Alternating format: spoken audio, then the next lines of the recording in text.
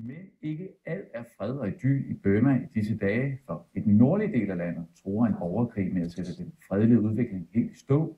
TV-avisens udsendte har besøgt Kachin-staten, hvor der er alt andet end våbenhvile. I fuld fart kører vi med Kachins uafhængighedssag gennem junglen. Vi er på vej mod fronten. En oprørssoldat er blevet hårdt såret af en burmesisk granat.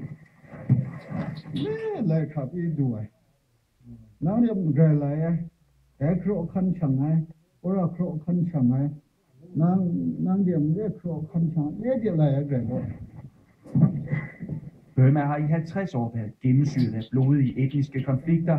Regeringen har nu indgået våbenhvile med 10 af grupperne, men i Kachin er det gået stik modsat.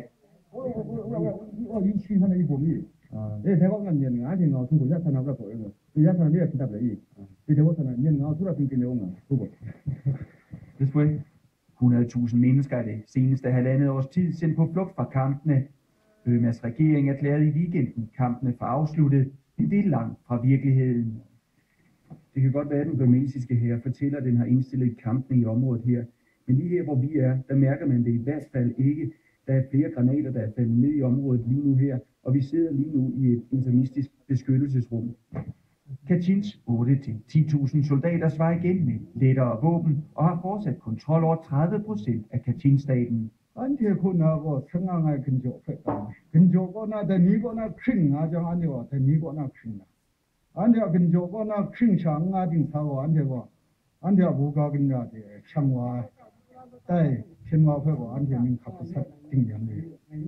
Vi har været nødt til at forlade de soldater fra Kachins uafhængighedshær, som vi var sammen med.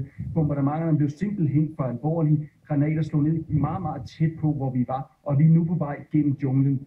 Og imens fortsætter kampene på den nærmeste bjergkamp.